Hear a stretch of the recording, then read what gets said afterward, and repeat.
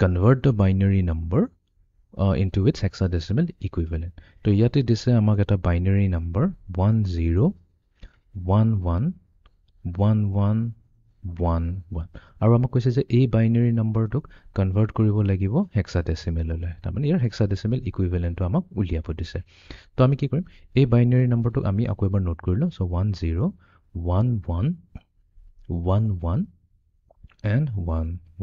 okay তো এতিয়া আমি জানো এইটো হৈছে আমাৰ lowest significant bit আৰু এইটো হৈছে আমাৰ most significant bit তো আমি কি কৰিম from LSB to MSB আমি read কৰিম আৰু read এনেকৈ কৰিম তো আমি কি কৰিম চাৰিটা বিট লম এটা টাইমত তো 1 2 3 4 এই চাৰিটাক আমি কি কৰিম কম্বাইন কৰি পেলাই এটা গ্ৰুপ বুলি কম এটো লেটস সে গ্ৰুপ নম্বৰ 1 হৈ গল নেক্সট আমি আকৌ আৰম্ভ কৰিম এফালে ৰাইট সাইডৰ পৰা লেফট সাইডলৈ যাম সো 1 2 3 4 তো আমাৰ এই চাৰিটা বিটু দিব এটা ডিফাৰেন্ট এটা গ্ৰুপ তো এতিয়া আমাৰ অলমোস্ট কাম ডান এটো কি কৰিব লাগিব 1011 ক আমি এতিয়া ইয়াৰ হেক্সাডেসিমেললৈ লৈ যাব লাগিব তাৰমানে ইয়াৰ হেক্সাডেসিমেল ইকুইভ্যালেন্টটো লিখিব লাগিব ঠিক তেনেকৈ 1111 তাৰ হেক্সাডেসিমেললৈ লৈ যাব লাগিব এতিয়া যদি এই ভ্যালুজ খিনি মনত আছে 1011 তেনেহলে এটো একেবাৰতে কাম কমপ্লিট হৈ যায় বেছি দীঘলীয়া প্ৰসেস নহয় হয়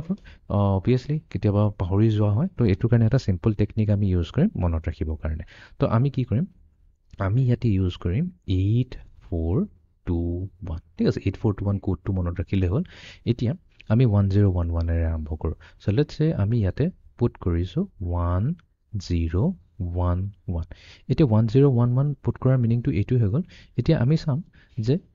কোন কিটা 8421 কোন কিটা ডিজিটৰ তলত 1 আহি আছে যেনেকৈ 8ৰ তলত 1 আহি আছে তো এই 8 টোক আমি সিলেক্ট কৰি লম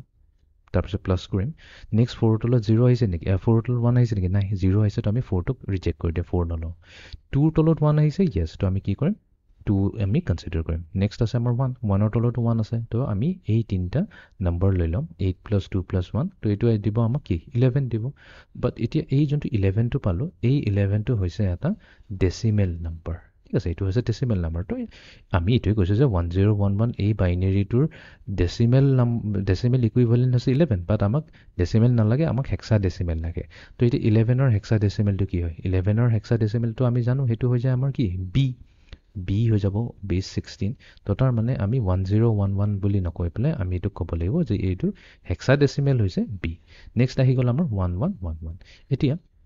একেইন আমি কি কৰিম 8421 ৰ তলত লিখি দিম 1111 তো এবাৰ যদি চাও গুটি 8 ৰ তলতো 1 আহিছে 4 ৰ তলতো 1 আহিছে 2 ৰ কাৰণে 1 আহিছে 1 ৰ কাৰণে 1 আহিছে তো আমি কি কৰিম গুটেখিনিকে লৈ পেলাই আমি এড কৰি দিম সো 8 + 4 +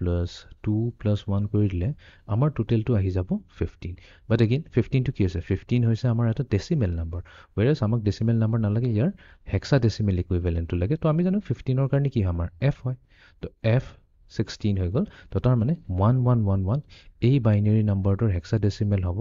f তো তাৰ মানে আমাৰ যোনটো অৰিজিনাল বাইনাৰী নম্বৰ দিছে 10111111 এই বাইনাৰী সিকোয়েন্স স্ট্ৰিংটোৰ আমাৰ হেক্সাডেসিমেল ইকুইভ্যালেন্ট হ'ব bf